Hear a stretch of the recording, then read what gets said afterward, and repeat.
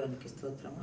ఇక్కడ చదవబడిన లేఖన భాగము సంఖ్యాకాండము 17వ అధ్యాయము 6 నుండి 8 వచనాల్లో గమనించినట్లయితే, తండ్రి అయిన దేవుడు మోషే అహరోనులకు ఒక మాట చెప్తూ ఉన్నారు.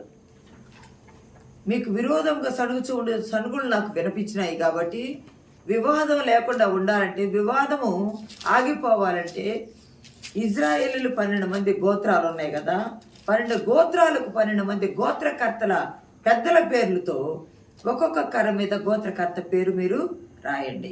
గోత్రకర్త పేరు మీరు రాసి ఆ కర్రలు దేవుని సన్నిధానంలోకి తీసుకొచ్చి ఆ 12 కర్రలు 11 కర్రల మధ్య అహరోను కర్ర పెట్టాలి. లేవి గోత్రానికి సంబంధించి అహరోను పేరు రాయడం జరిగింది. 12 కర్రలు తీసుకొచ్చి మందస్సము గల దేవుని సన్నిధిలో శాస్త్రములు ఉన్న చోట ఆ దేవుని సన్నిధిలో ఆ కర్రలను పెట్టారు. కర్రలు పెట్టండి. ఎవరి కర్ర అయితే చిగురించిద్దో వాళ్ళే యాజకత్వానికి అర్హులు అంటానికి రుజువుగా ఉంటుందని చెప్పి ఆ తీసుకొచ్చి కర్రలు దేవుని సన్నిధానంలో ఆ రోజు పెట్టి ఉన్నారు. మరునాటికి వెళ్ళారు. కర్ర అంటే ఎవరి కర్ర చిగురించిందయ్యా? అహరోను కర్ర చిగురించింది. అహరోను అంటే అర్థము కాంతి గల, మహోన్నతుడు లేదా కాంతి గల అని అర్థము, అంటే లైట్. ఈ మాట యేసుక్రీస్తు ప్రభు వారు కూడా అన్నారు. యోహాను సువార్త 9:5 కూడా అన్నారు, Jesus I am the light of the world అన్నారు యేసుక్రీస్తు ప్రభు వారు. నేను లోకమునకు వెలుగై ఉన్నాను అన్నారు. కర్ర చిగురించిపోయింది. కర్రకు సంబంధించి బైబిల్లో చాలా చోట్ల చాలా రీతులుగా ఇవ్వబడింది, కానీ కొన్ని కర్రల గురించి మనం వివరం చెప్పుకుందామండి. మొదట అహరోను కర్ర చిగురించిన కర్ర అనుకున్నాము.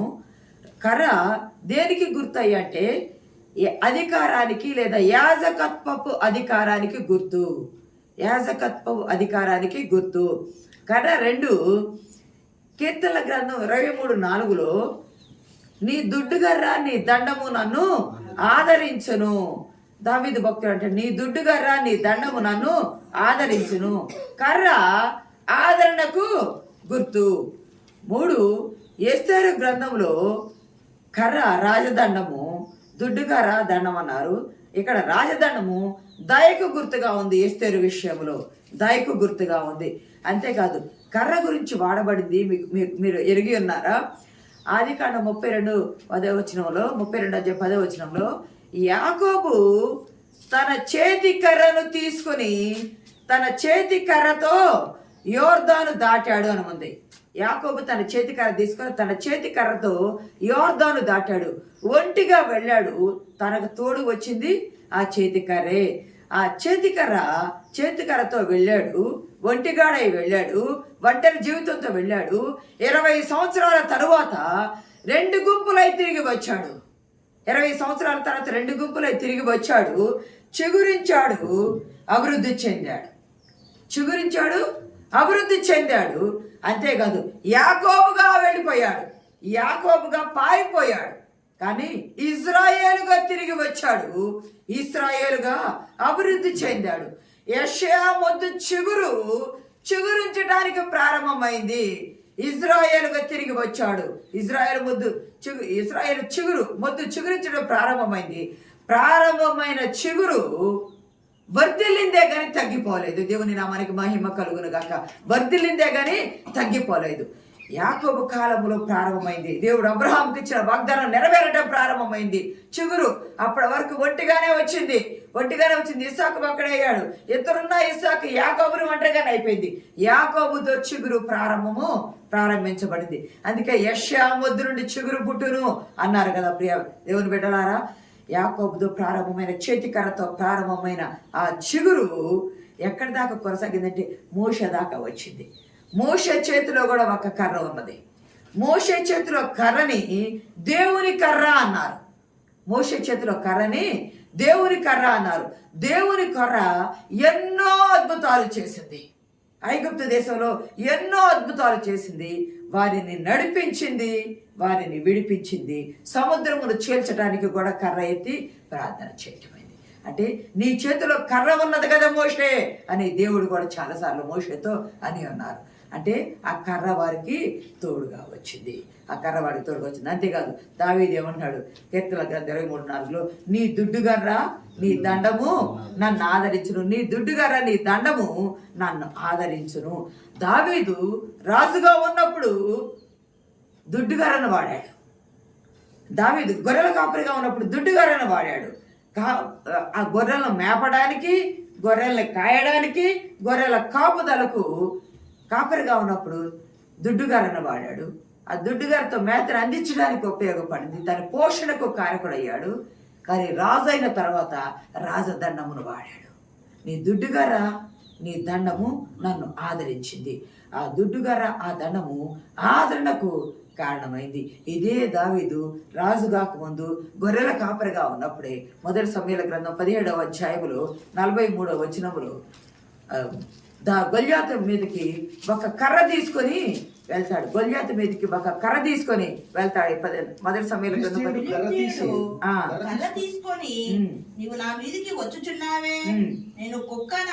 చాలు.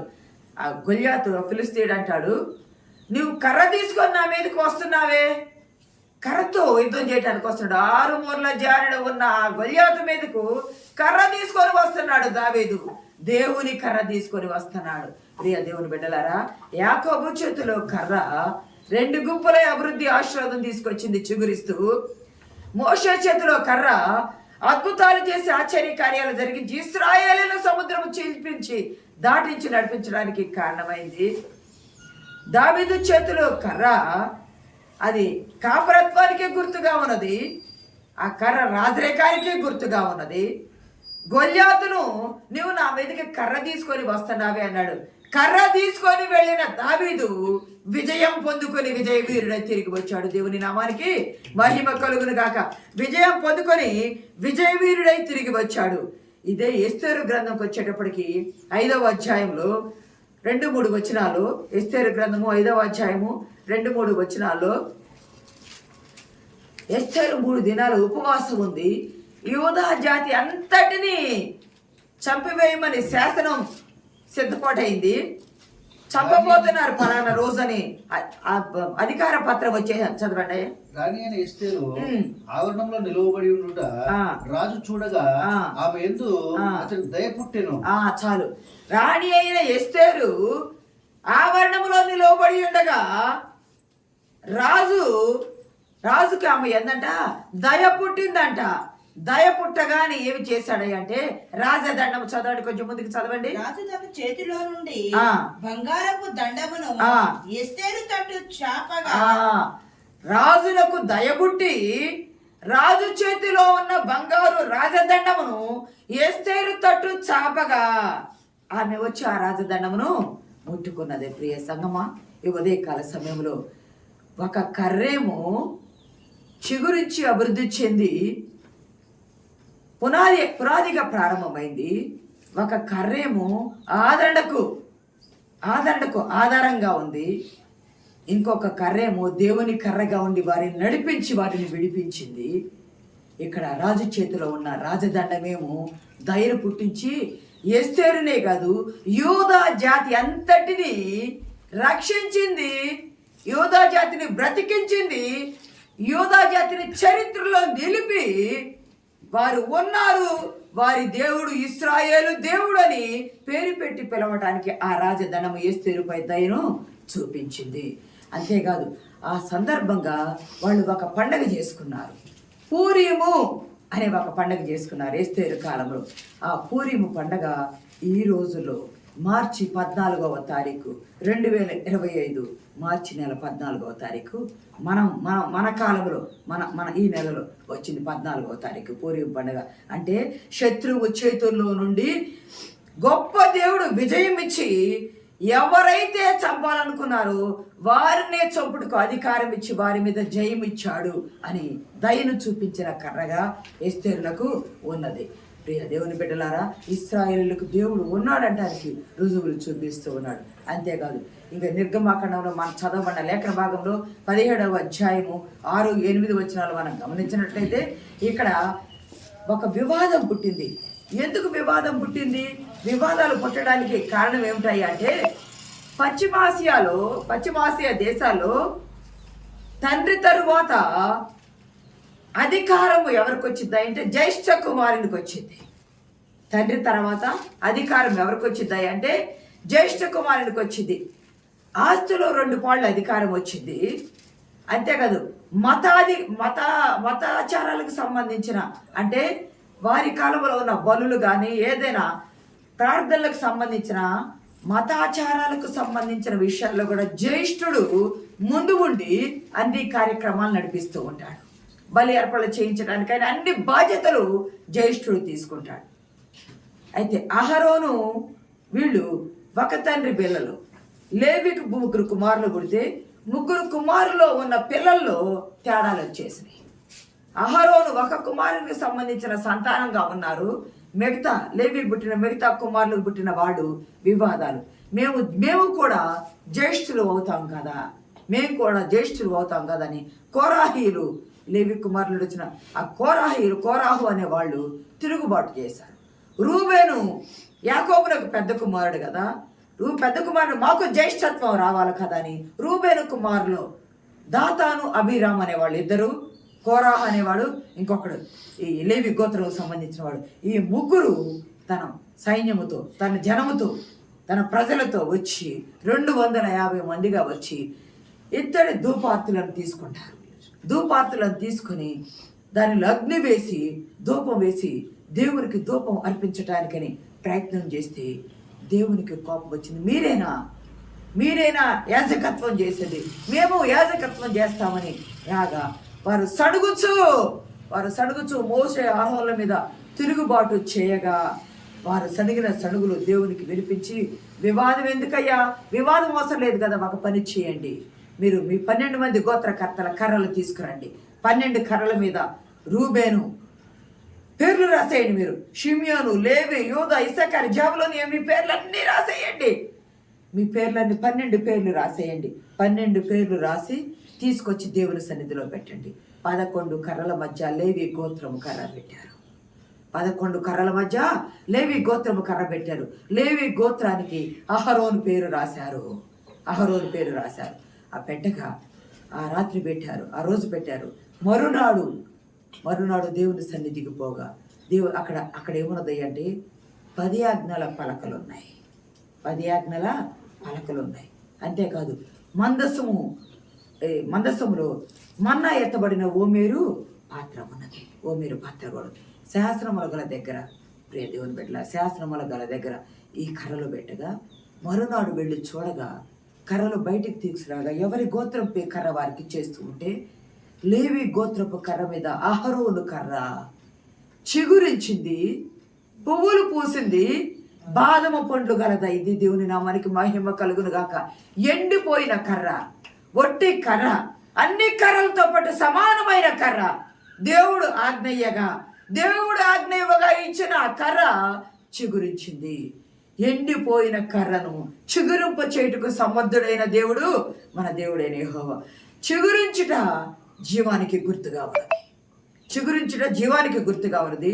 పువ్వులు పూయట పరిశుద్ధతకు, పవిత్రతకు, భవిష్యత్తుకు గుర్తుగా ఉన్నది.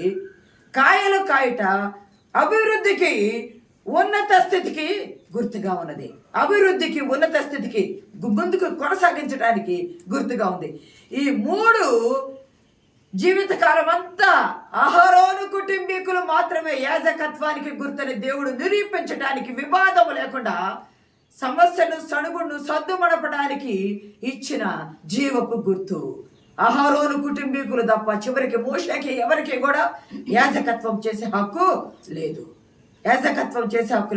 యెహోవా నిలవబెడితే కాదనడానికి ఎవరి హక్కు? యెహోవా కార్యము చేయట తిప్పివేయడానికి ఎవరికి అధికారం కలదు? యెహోవా చేసిన కార్యము, యాజకత్వము అధికారము అహరోనుకి ఇచ్చాడు దేవుడు. అందుకే అతని కర్ర చిగురించి పుష్పించి అది పువ్వులు పూసి బాదము పండ్లు గలదాయను. మీకు గుర్తుందా ప్రియ సంగమ దేవుని బిడ్డలారా? ఇక్కడ వారసులు తిరుగుబాటు చేశారు. అధికార వారసత్వం కొరకని తిరుగుబాటు చేశారు. కానీ అధికారము దేవుడిని ఎవరిని ఎన్నుకోవాలో వారిని ఎన్నుకుంటారు. అధికారము లేకుండా అన్యాజ్ఞను తీసుకొచ్చిన వారికి దేవుడు ఏం చేశాడంటే, మోషే మీరందరూ దూరంగా వెళ్ళిపోండి, మీరందరూ దూరంగా వెళ్ళిపోండి. వారు ఎవరైతే మీకు విరోధంగా లేశారో, దేవునికి మోషే అహరోనుల మీద విరోధంగా లేశారో, వారికి అందరి వంటి మరణం రాదు, ప్రత్యేకంగా గుర్తుపెట్టుకునే మరణం వస్తుందని భూమి నెరవిడిచి ఆ ముగ్గురిని, వారికి కుటుంబాలను, వారికి సంబంధించిన యావదాస్తి సమస్తాన్ని వారిని మృంగి వేసిందంట. అంతేకాదు 250 మంది ధూపార్తిని తీసుకొస్తే యెహోవా సన్నిధి నుండి అగ్ని బయలుదేరి వారిని దహించి వేస్తా ఉందంట. యెహోవా సన్నిధి నుండి అగ్ని బయలుదేరి వారిని దహించి వేస్తా ఉండగా వాళ్ళు వచ్చి చెప్పారు, పాలెములో అగ్ని బయలుదేరింది, యెహోవా సన్నిధి నుండి అగ్ని బయలుదేరి వారిని దహించి వేసింది 250 మందిని అని చెప్పగా వాళ్ళు గొనుగుతూ ఉన్నారంట. ఆ తెల్లవారి జరిగింది అది. ఆ భూకంపం వచ్చి వారిని చంపివేసిన తర్వాత తెల్లవారి వాళ్ళు గొనుగుతున్నారు. వీళ్ళని చంపివేశారు, కోరాహు, దాతాను, అభిరాముల్ని, ప్రజలను చంపివేశారని గొనుగుతూ ఉంటే అగ్ని బయలుదేరి 250 మందిని చంపివేయగా మోషే చెప్పాడు, అహరోను, నువ్వు పరిగెత్తుకొని వెళ్ళు, దేవుని సన్నిధానానికి వెళ్ళు, అక్కడ బలిపీఠములో అగ్ని నిప్పులు ఉంటాయి, నిప్పులు తీసుకో, ధూపార్తి చేతబట్టు, ధూపార్తిలో నిప్పులను నింపు, దాని మీద ధూపం వెయ్యి, ధూపం వేసి నువ్వు నిలువబడు, యెహోవాకు నువ్వు ఏం చేస్తావు, ప్రాయశ్చిత్తము చెయ్యి, జనులు చేసిన పాపము నిమిత్తము నువ్వు ప్రాయశ్చిత్తం చేయి. తెగులు ప్రారంభమైంది, వారందరిని దహించి వేస్తుంది, తెగులు ప్రారంభమైందని చెప్పగా సంగమా ప్రజలందరూ అక్కడ మొదటిసారి 200 అక్కడ ఆ ప్రజలు చనిపోయారు. అంతమంది 250 మంది అగ్ని దహించి వేసి చనిపోయారు. వాళ్ళు ఇదైపోయారు. తెగులు ప్రారంభమయ్యి చనిపోతూ ఉంటే అహరోను పరిగెత్తుకుంటూ వెళ్ళి బలిపీఠంలో ఉన్న నిప్పులు తీసుకొని ధూపార్తిలో నింపి ధూపం వేసి నిలువబడగా యెహోవా సన్నిధి దగ్గర నుండి ప్రజల మధ్య నిలువబడగా చనిపోయిన వారికి, బ్రతికి ఉన్న వారికి మధ్య నిలువబడ్డాడు. చదవండి ఒకసారి ఆ మాట. 16వ అధ్యాయము, సంఖ్యాకాండము 16వ అధ్యాయము 48వ వచనం. అతడు చచ్చిన వారికి బ్రతికిన వారికి మధ్యలో నిలువబడగా తెగులు ఆగెను. అహరోను ఏం చేశాడంట, ధూపం వేసి అపరాధాన్ని ప్రాయశ్చిత్తం చేయడం కొరకు ధూపం వేసి చచ్చిన వారికి, బ్రతికి ఉన్న వారికి మధ్య ప్రాయశ్చిత్తం చేసి నిలువబడగా ఆ తెగులు ఆగెను. అప్పటికే 14,700 మంది చనిపోతారు తెగులు ద్వారా. అప్పటికే గొణిగి సడిగి దేవునికి వ్యతిరేకంగా తిరుగుబాటు చేస్తే, దేవుని సేవకులైన మోషే అహరోనులకు వ్యతిరేకంగా తిరుగుబాటు చేస్తే, అన్య అగ్నిని తీసుకువచ్చి మోషే అహరోనులేనా చేసేది, మేము కూడా చేస్తాం, యాజకత్వం చేస్తే దేవుడు ఎన్నుకోకుండా అర్హత లేకుండా నీకు చేయడానికి అధికారము లేదు. నిన్ను నీవే హెచ్చించుకుంటే దేవుడు తెగులు ద్వారా, అగ్ని ద్వారా, దేవుడు అంతేకాదు భూమి నెరవేర్చి భూకంపం ద్వారా అక్కడ 3 రకాలుగా వారిని మరణానికి అప్పగించాడు. తిరుగుబాటు, వారి సడుగుడు మరణానికైంది. అహరోను యేసుక్రీస్తు ప్రభు వారికి సాదృశ్యంగా ఉన్నాడు. దేవుని నామానికి మహిమ కలుగును గాక. యేసుక్రీస్తు ప్రభు వాడుగా రోమపత్రిక 5వ అధ్యాయము 9వ వచనం నుండి చదువుకుందాము. రోమపత్రిక 5వ అధ్యాయము 9వ వచనం నుండి. కాబట్టి ఆయన రక్తము వలన ఇప్పుడు నీతిమంతులుగా తీర్చబడి మరింత నిశ్చయముగా ఆయన ద్వారా ఉగ్రత నుండి రక్షింపబడదుము. మనము దేవుని ఉగ్రత నుండి రక్షించబడదుము. మనము శత్రువులమై ఉండగా అన్నది. మనము శత్రువులమై ఉండగా, శత్రువులమై ఉండగా ఆయన కుమారుని మరణము ద్వారా మనము దేవునితో సమాధాన, ఆయన ఉగ్రత నుండి మనల్ని తప్పించబోతున్నాడు. యేసుక్రీస్తు ప్రభు వారి సిలువలో ఉండి, మనం శత్రువుగా ఉండగా దేవునితో సమాధాన పరచడానికి సిలువలో ఉండి ఆయన మన నిమిత్తం మధ్యలో నిలవబడి ప్రాపురమైన మనకును పరలోకములో ఉన్న తండ్రికి సమాధాన పరచడానికి ఆయన సిలువలో ఉండి శత్రువులమై ఉండగా మన కొరకు సమాధాన పరచడానికి వచ్చాడు. పాపులమై ఉండగా మన కొరకు సమాధాన పరచడానికి వచ్చాడు. ఉగ్రత నుండి తప్పించడానికి మన కొరకు సమాధాన పరచడానికి వచ్చాడు. బలహీనమై ఉండగా మనల్ని రక్షించడానికి దేవునితో సమాధాన పరచడానికి వచ్చాడు.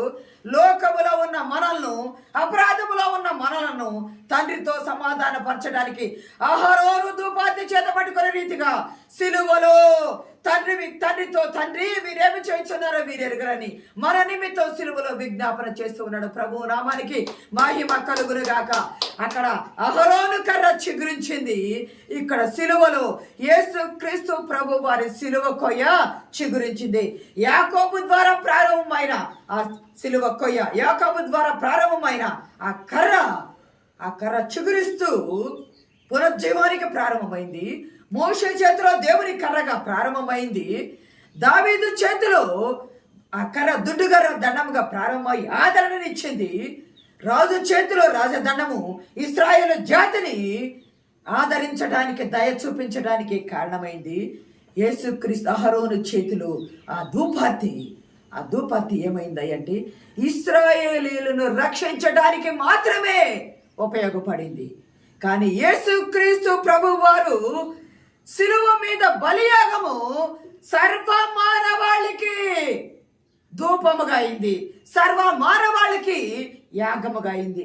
సిలువను వేశారు, ఆయన చనిపోయాడు, సిలువ కొయ్య ఎండిపోయింది అనుకున్నారు. కానీ సిలువ చిగురించట ప్రభు సిలువలో నుండే ప్రారంభమైంది. సిలువలోనే దొంగ మారు మనసు పొందట ప్రారంభించాడు.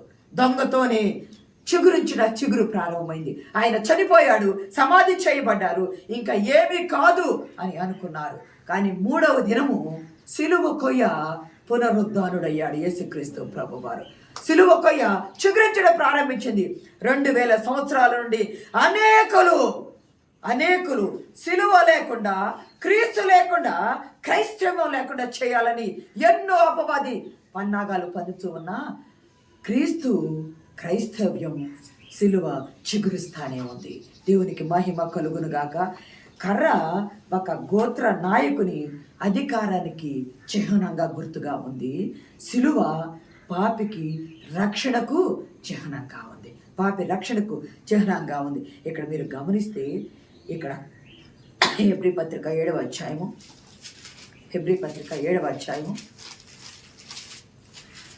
25వ వచనం చూసుకుందామండి. 7:25. ఈయన తన ద్వారా దేవుని యొద్దకు వచ్చి వారి పక్షమున విజ్ఞాపనము చేయుటకు నిరంతరము జీవించుచున్నాడు. ఈయన ఎవరై అంటే మనకొక ప్రధాన యాజకుడు కలడు. అహరోను ఉన్నంత వరకే, బ్రతికినంత వరకే ఆయన యాజకత్వం చేయగలడు. ఆయన తర్వాత ఆయన కుమారులు యాజకత్వం చేస్తారు. ఆ కర్ర చిగురిస్తూ వస్తుంది. కానీ ఈయన మన ప్రధాన యాజకుడైన యేసుక్రీస్తు ప్రభు వారు నిరంతరము తండ్రి యొద్ద నుండి మన నిమిత్తము విజ్ఞాపన చేస్తూ ఉన్నారు. 1 కొరింథీ పత్రిక 15వ అధ్యాయము 20వ వచనంలో కూడా మృతులలో నుండి చనిపోయాడు, యేసుక్రీస్తు ప్రభు వారు చనిపోయారు అని అనుకున్నారు. కానీ మృతులలో నుండి ప్రథమ ఫలముగా లేపబడి ఉన్నాడు. చనిపోయిన సిలువ కొయ్య, చనిపోయిన యేసుక్రీస్తు ప్రభు వారు చిగురించుట ప్రారంభించబోయింది. చదవండి అమ్మది 15. అయితే నిద్రించిన వారిలో ప్రథమ ఫలముగా క్రీస్తు మృతుల నుండి లేపబడి, నిద్రించిన వారిలో ప్రథమ ఫలముగా క్రీస్తు మృతులలో నుండి లేపబడి ఉన్నాడు. పునరుద్ధానుడయ్యాడు. ఆయన పునరుద్ధానుడే చిగురించాడు. మనల్ని కూడా పునరుద్ధానం చేసి చిగురింప చేయడానికి సమర్థుడైన దేవుడై ఉన్నాడు. ఒక్క ఇశ్రాయేలు జాతికి మాత్రమే తెగులును ఆపడానికి అహరోను పరిగెత్తాడు. కానీ యేసుక్రీస్తు ప్రభువారు పరమును విడిచి సర్వ మానవాళి అయిన మనలను చిగురింప చేయట కొరకు ఆయన సిలువ కొయ్య మీద మన కొరకు విజ్ఞాపన చేస్తూ తాను ధూపముగా, ఆయన ప్రార్థన విజ్ఞాపన ధూపముగా తండ్రి యొద్దకు చేరి మన మీదకొచ్చి దేవుని ఉగ్రత అనే తెగులు నుండి, పాపము అనే తెగులు నుండి మనం నడిపించడానికి యేసుక్రీస్తు ప్రభువారు 2వ అహరోనుగా వెలుగై ఉన్నాను, నేను లోకమునకు వెలుగై ఉన్నాను అన్నాడు. ఆయన కాంతి గల అహరోను. ఈయనైతే నిత్యము కోటి సూర్య తేజస్సుల కంటే వెలుగైన దేవుడు ప్రభు. ఆయన వెలుగై ఉన్నాడు. ఆ వెలుగు మన లోకమంతటిని జీవపు వాక్యముతో వెలిగిస్తుంది. ఆయన సిలువ కొయ్య చిగురించింది. ఆయన మృతుల్లో మొదటి పునరుద్ధానం. ఆయన పునరుద్ధానుడయ్యాడు. మనల్ని కూడా పునరుద్ధానంలోకి నడిపించడానికి చిగురించాడు. ఆ చిగురే యేసుక్రీస్తు ప్రభువారు. మనందరం మన జీవితము శ్రమలతో, కష్టాలతో, కన్నీళ్లతో, బాధలతో, దిగులతో, చిత్తంతో, వేదంతో, రోదనతో మనం ఎండిపోయి ఉండొచ్చు. సమస్యలు కాలేదే, ఉద్యోగాలు రాలేదే, వివాహాలు కాలేదే, గృహాలు లేవే, అనారోగ్యాలు ఉన్నాయి, ఈ బాధల్లో ఉన్నామే, మరణానికి అప్పగించబడుతున్నాయి అన్నాం. కానీ అవన్నీ మన నిమిత్తం సిలువలో విజ్ఞాపన చేస్తూ, తండ్రి యొద్ద ఉండి విజ్ఞాపన చేస్తూ, మన కొరకు ప్రధాన యాజకుడు మనకు ఒకడున్నాడు. ఆయనే ప్రభువైన యేసుక్రీస్తు. ఆయన చిగురించాడు, మనల్ని చిగురింప చేయటకు సమర్థుడు. అలాగే చిగురించుటకు పరిశుద్ధాత్మ దేవుడు మనకు సహాయము దయచేయను కాక. ఆమేన్.